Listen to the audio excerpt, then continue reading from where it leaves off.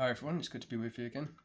Today I wanted to go back into the Book of Secrets of Enoch because of the 7-day count. It's a different account of the creation story, so I find it really interesting. But before I did, there's just a couple of things I wanted to point out as well in the Bible that are really interesting. And this is in Joshua chapter 10. This is where the Lord causes the sun and the moon to stand still for about a day. And this is about the time when Israel are going about and killing all the giants. So the Amorites were like giants to the Israelites, and so all the other cities that they go through here to destroy.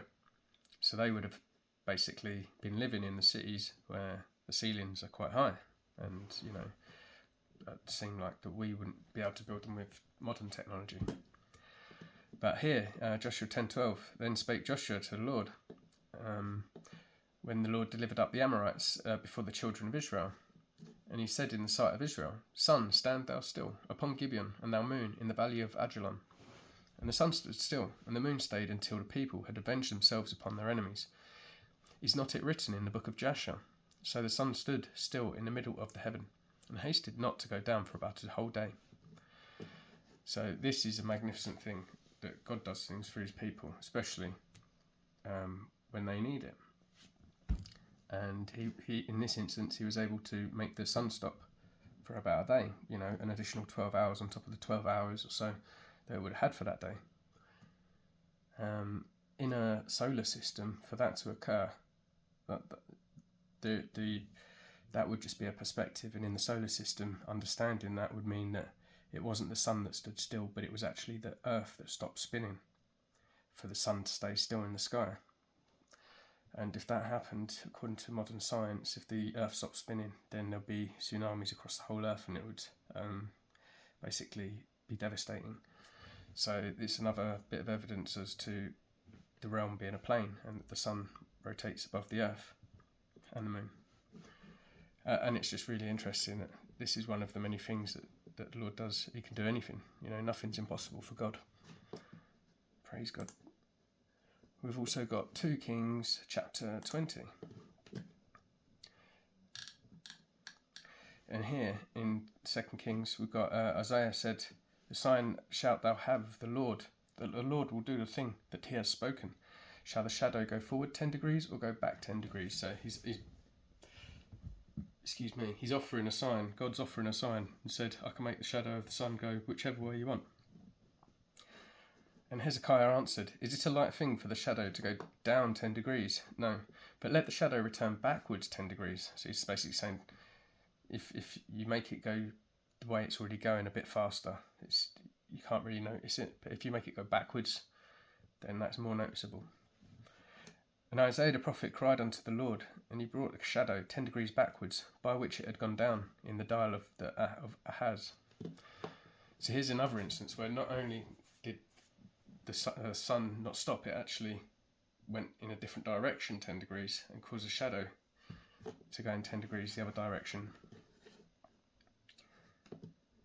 Once again, on a solar system, that would be the Earth actually, not the sun stopping, but the Earth stopping, and not only stopping, but going in the opposite direction, which would be more devastating than just stopping. So I just thought I'd point them things out, because they're really quite incredible things. But once again, God can do anything. And if you believe on him, he can give you eternal life. Praise God. So, yeah, we're going to go back into Enoch. On the 3rd day, I commanded the earth to grow great fruitful trees and hills, and seed to sow. And I planted paradise, and closed it, and placed it as armed guardians, flaming angels, and thus I created renewal. Then came evening and the morning, the 4th day. On the 4th day I commanded that there should be great lights in heavenly circles. On the first uppermost circle I placed the stars, Chrono, and the second, Aphrodite, and the third, Aris, and the 5th, Zeus, and the 6th, Hermes, and the 7th, the lesser moon, and adorned it with the lesser stars. And on the lower I placed the sun for the illumination of day, and the moon and stars for illumination of night. And the sun, it should go according to each animal, the signs of the zodiac. 12, and I appointed the succession of the months, and their names and lives, their thunderings, their hour markings, how they should succeed. Then evening came in the morning, the 5th day. On the 5th day I commanded the sea that it should bring forth fishes, and feathered birds, and many varieties, and all animals creeping over the earth, going forth over the earth on 4 legs, and soaring in the air, male sex and female, every soul breathing the spirit of life. So everything came from the sea, all the animals, whether it's land or water. And there came evening and the morning, the 6th day. On the 6th day I commanded my wisdom to create man from 7 consistencies. 1, his flesh from the earth. 2, his blood from the dew. 3, his eyes from the sun. 4, his bones from stone. And you know, the giants of the mountains nowadays. Quite interesting. 5, his intelligence from the swiftness of the angels and from cloud. 6, his veins and his hair from the grass of the earth. 7, his soul from my breath and from the wind. And I gave him 7 natures, to the flesh, hearing, the eyes for sight, to the soul, smell, the veins for touch, blood for taste, bones for endurance, to the intelligence, sweetness. I conceived a cunning saying to say, I created man from invisible and from visible nature. Of both are his death and his life and image. He knows speech like some created thing, small in greatness, and again great in smallness.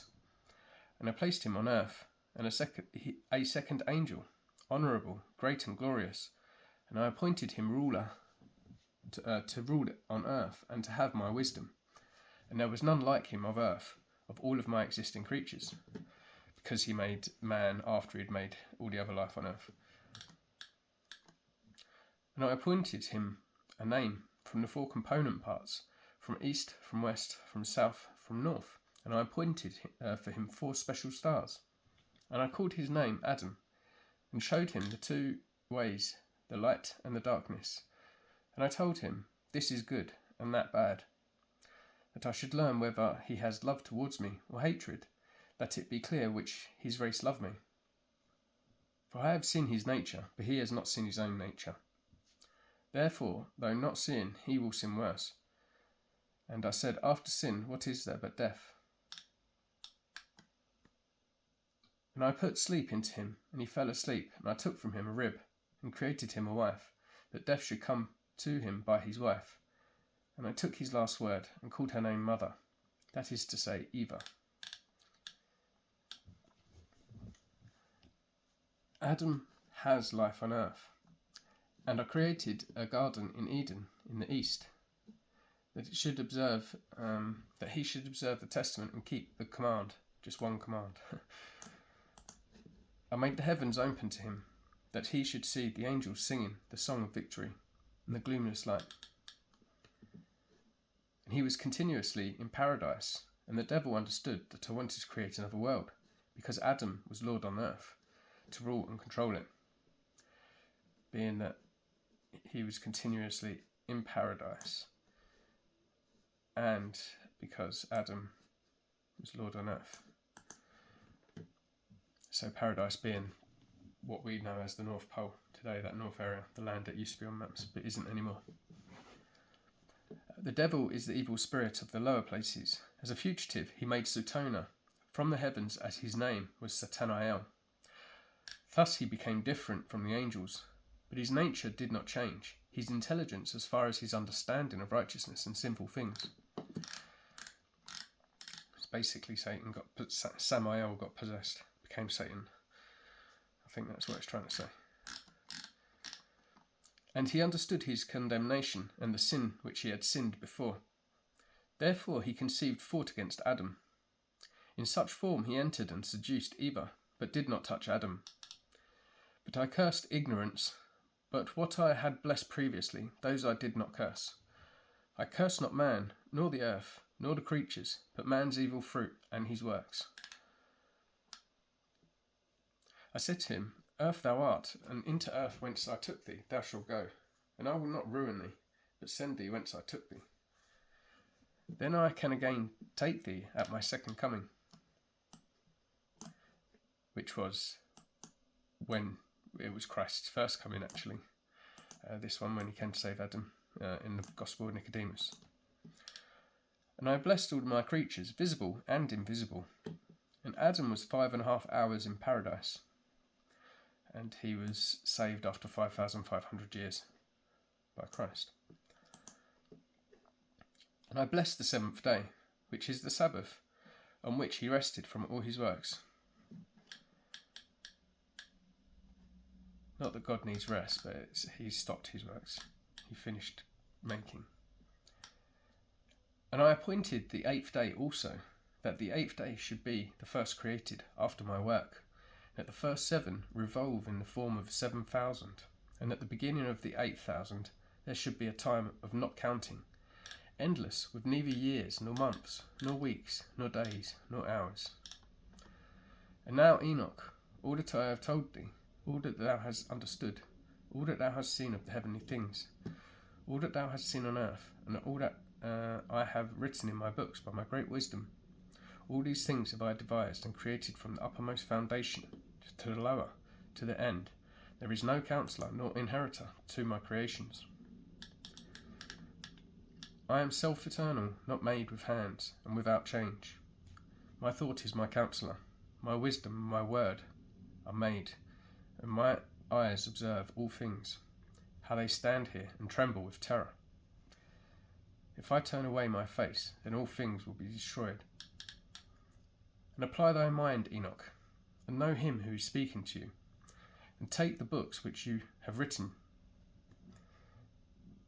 And I give thee Samuel and Raguel, who led thee up, in the books, and go down to the earth, and tell thy sons that I have told you, that thou hast seen from the lower heaven up to the throne, and all the troops.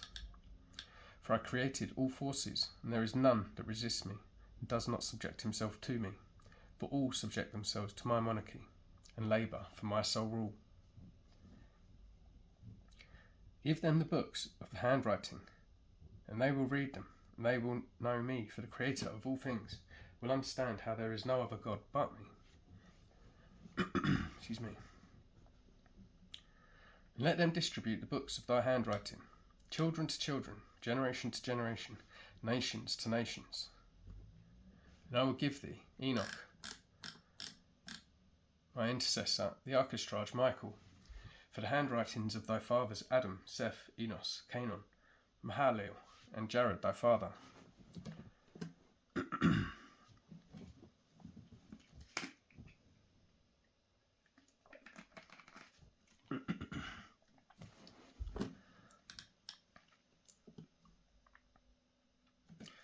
They have rejected my commandments, and my yoke, worthless seed, has come up, not fearing God. And they would not bow down to me, but have begun to bow down to vain gods, and deny my unity, and have laden the whole earth with untruths, offences, abominable lecheries, namely one with another, and all manner of other unclean wickedness, which I disgust in to relate. And therefore I will bring down a deluge upon the earth, and will destroy all men, and the whole earth will crumble together into great darkness. Behold, from their seed shall arise another generation, much afterwards, but of them many will be very insatiate.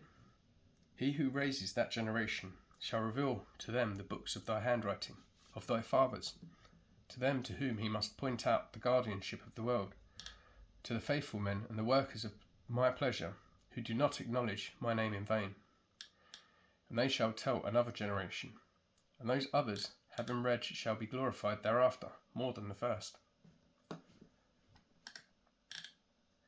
So with that generation to get Enoch, so is it saying that now we got to tell the next generation, and they'll be more glorified thereafter. Now Enoch, I give thee the term of 30 days to spend in thy house.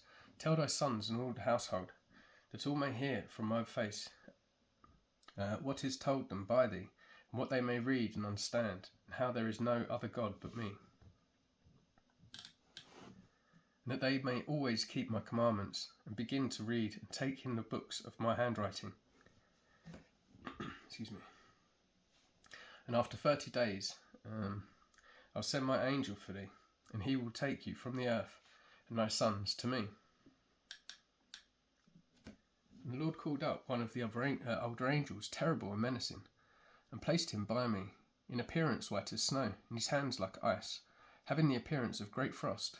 And he froze my face, because I could not endure the terror of the Lord, just as it is not possible to endure a stove's fire, and the sun's heat, and the frost of the air.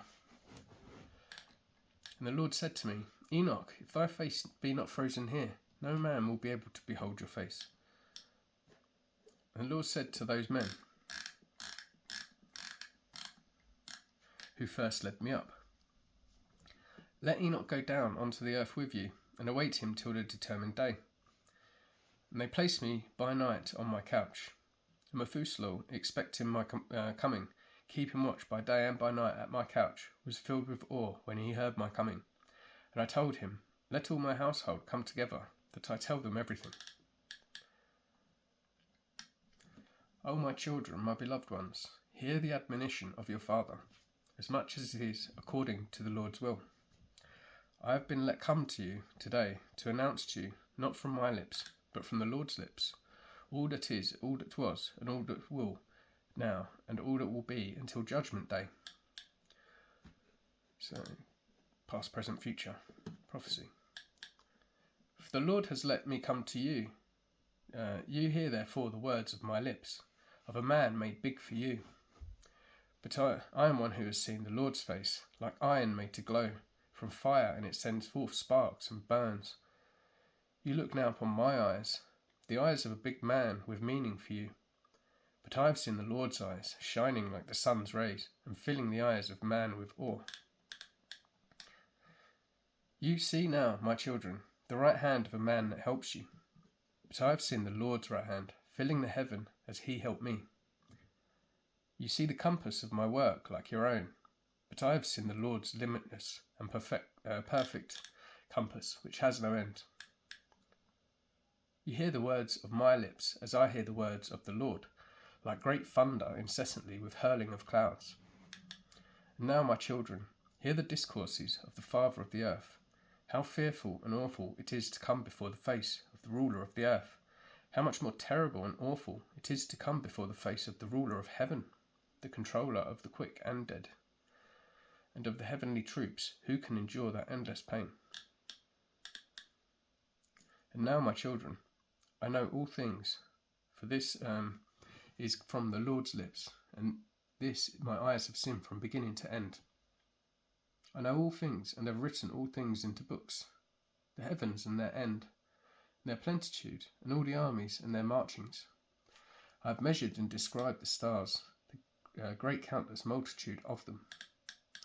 And what man has seen their revolutions and their entrances? For not even the angels see their number, while I have written all their names. I have measured the sun's circle, and measured its rays, counted the hours, wrote down too all things that go over the earth, and I have written the things that are nourished, and all seed sown and unsown, which the earth produces, and all plants, and every grass, and every flower, and their sweet smells, and their names, and their dwelling places of the clouds, excuse me, and their composition, and their wings, and how they bear rain and raindrops. And I investigated all things, and wrote the road of the thunder, and of the lightning, and they showed me the keys, and their guardians, their rise, their way to go. It is let down in measure, gently by a chain, lest by a heavy chain and violence it hurl down angry clouds, and destroy all things on earth. I wrote the treasure houses of the snow, and the storehouses of the cold, and the frosty airs, and I observed the season's keyholder. He fills the clouds with them, and does not exhaust the treasure houses. And I wrote the resting places of the winds, and observed and saw their keyholders, bearing scales and measures. First they put them in one weighing scale, then they put the others the weights, and let them out according to the measure cunningly over the whole earth, lest by heavy breathing they make the earth to rock.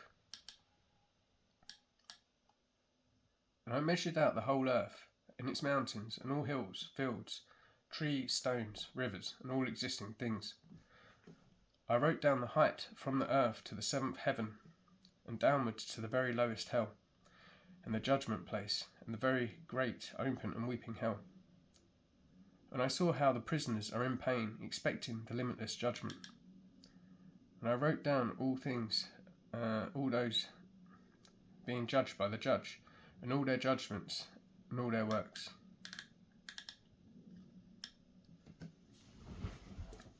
And I saw all forefathers from all time with Adam and Eve. And I sighed and I broke into tears and said of the ruin of their dishonour, Woe is me for my infirmity, and for that of my forefathers. And thought in my heart and said, Blessed is the man who has not been born, who has been born and shall not sin before the face of the Lord. That he come not into this place, nor bring the yoke of this place. Saw the keyholders and the guards of the gates of hell standing, like great serpents, and their faces like extinguished lamps, and their eyes of fire, and their sharp teeth. And I saw all the Lord's works, how they are right, while the works of man are some good and others bad, and their works are known to those who lie evilly. My children, measured and wrote out the work of every measure and every righteous judgment. As 1 year is more honourable than another, so is one man more honourable than another. For some great possessions, some for wisdom of heart, some for particular intellect, some for cunning, one for silence of lip, another for cleanness, one for strength, another for comeliness, one for youth, another for sharp wit, one for shape of body, another for sensibility. Let it be heard everywhere, but there is none better than one who fears God. He shall be more glorious in time to come. The Lord with his hands, having created man in the likeness of his own face, the Lord made him small and great. Whoever reviles the ruler's face and abhors the Lord's face has despised the Lord's face, and tire whose servant's anger in any man without injury. The Lord's great anger will cut him down. He who spits on the face of man reproachfully will be cut down at the Lord's great judgment. Blessed is the man who does not direct his heart with malice against any man, and helps the injured and condemned, and raises the broken down, and shall do charity to the needy. Because on the day of the great judgment, every weight, every measure, and every make-weight will be made as in the market. That is to say, they are hung on scales and stand in the market, and everyone shall learn of his own measure, and according to his measure shall he take his reward. This is the life review that you have when you leave the earth, that everyone has. Whoever hastens to make offering before the Lord's face, the Lord for his part will hasten that offering by granting of his work. But whoever increases his lamp before the Lord's face, and make not true judgment, the Lord will not increase his treasure in the realm of the highest. When the Lord demands bread, or candles, or flesh, or any other sacrifice, then that is nothing, but God demands pure hearts, and with all that only tests the heart of man. Hear my people, and take in the words of my lips. If anyone brings any gifts to an earthly ruler, and have disloyal thoughts in his heart, and the ruler knows this, will he not be angry with him, and not refuse his gifts, and not give him over to judgment? Or if one man make himself appear good to another, by deceit of tongue, but have evil in his heart, then will not the other understand his treachery of his heart, and himself be condemned, since the untruth was plain to all? And when the Lord shall send a great light, then there will be judgment for the just and the unjust, and there no one shall escape notice. And now, my children, lay thought in your hearts, mark well the words of your Father, which are all come to you from the Lord's lips. Take these books of your Father's handwriting and read them, for the books are many, and in them you will learn all the Lord's works, and all that has been from the beginning of creation, and will be till the end of time. And if you observe my handwriting, and will not sin against the Lord, because there is no other except the Lord, neither in heaven nor in earth, nor in the very lowest places, nor in the one foundation. The Lord has placed the foundations in the unknown, and has spread forth heavens visible and invisible. He fixed the earth on the waters, and created countless creatures. And who has counted the water, and the foundation of the unfixed, or the dust of the earth, or the sand of the sea, or the drops of the rain, or the morning dew, or the wind's breathings? Who has filled the earth and sea? And in the indissoluble winter, I cut the stars out of fire, and decorated heaven, and put it in their midst, that the sun go along the 7 heavenly circles, which are the appointment of the 182 thrones, which are described in Enoch 3, the 3rd book of Enoch, which is even more controversial than this one, which I have read on a previous video on this channel. Anyway, that it go down on a short day, and again 182, that it go down on a big day. This is also talking about 106 months of the year being 182 days. But also in Enoch 3 it talks about the 182 thrones that you go up to towards the Lord as well. Excuse me.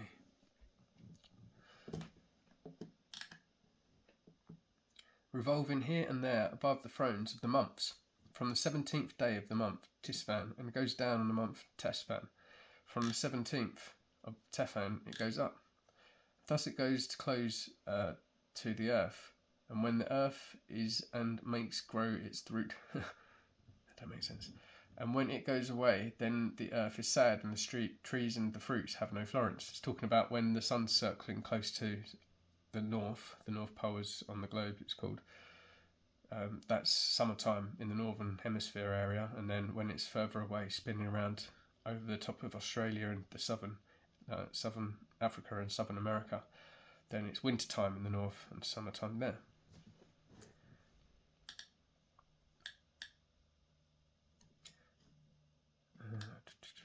Goes close, yeah. All this he measured with good measurement of hours, and fixed a measure by his wisdom of the visible and invisible. From the invisible he made all things visible, himself being invisible.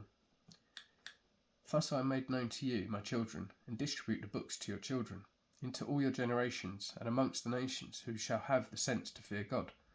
Let them receive them, and may they come to love them more than any food or earthly sweets, and read them and apply themselves to them. And those who understand not the Lord, who fear not God, who accept not but reject, who do not receive them, a terrible judgment awaits these. Blessed is the man who shall bear their yoke, and shall drag them along, for he shall be released on the day of great judgment. I swear to you, my children, but I swear not by any oath, neither by heaven, nor by earth, nor by any other creature which God created. The Lord said, there is no oath in me, nor injustice, but truth. If there is no truth in men, let them swear by the words, yea, yea, or else, nay, nay. And I swear to you, yea, yea, that there has been no man in his mother's womb but that already before, even to each one there is a place prepared for the repose of the soul, and a measure fixed how much it is intended that a man be tried in this world. Yea, children, deceive not yourselves, for there has been previously prepared a place for every soul of man. I have put every man's work in writing, and none born on earth can remain hidden, nor his works remain concealed. I see all things. Now therefore, my children, in patience and meekness, spend the number of your days, that you inherit endless life. Endure it for the sake of the Lord, every wound, every injury, every evil work, and every attack. If ill requitals befall you, return them not, either to neighbour or to enemy, because the Lord will return them for you, and be your avenger on the day of great judgment, that there be no avenging here among men. Whoever of you spends gold or silver for his brother's sake, he will receive ample treasure in the world to come. Injure not your widows or orphans or strangers, lest God's wrath come upon you.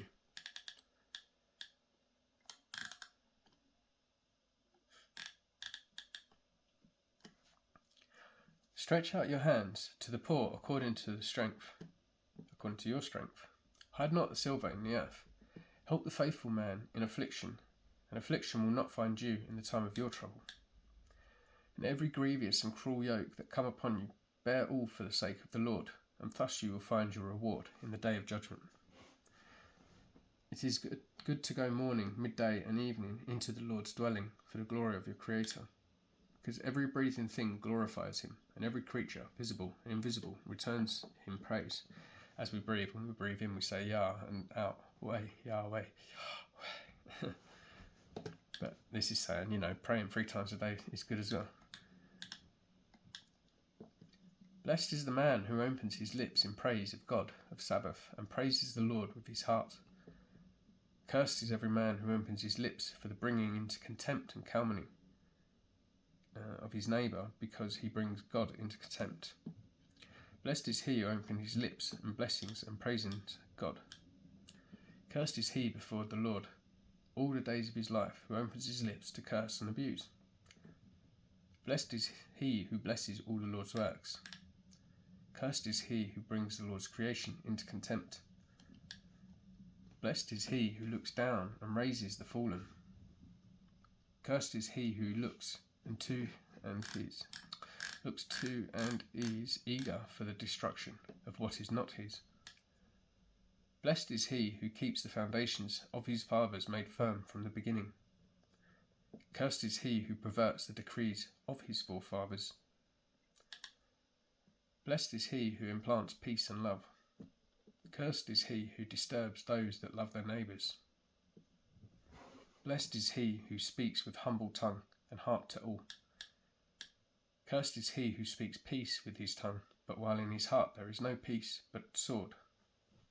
For all these things will be laid bare on the weighing scales and in the books on the day of great judgment. So the day of great judgment is for those that still remain on the earth. The people that go in the pre-trib escape, that go to the third heaven, that life review is their judgment. Same as those that get taken in the mid-trib rapture.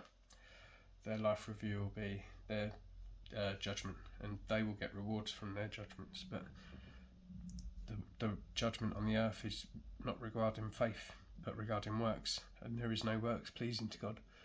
So it won't be. It'll be better to be found faithful than to not. Now, my children, do not say, Our Father is standing before God and is praying for our sins, for there is no helper of any man who has sinned. You see how I wrote all works of every man before his creation, all that is done amongst all men for all time, and none can tell or relate my handwriting, because the Lord sees all the imaginings of man, how they are vain, where they lie, in the treasures houses of his heart.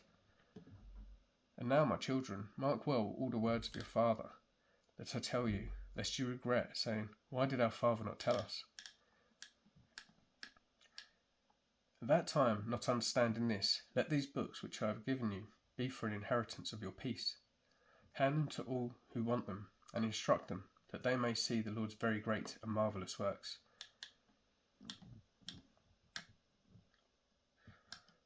I'm going to leave it for there, and I'll finish this on the next video, this book. So I've got about 4 pages, which will do another video. So until next time, pray you're all well. God bless. Love you all. See you soon. Bye bye.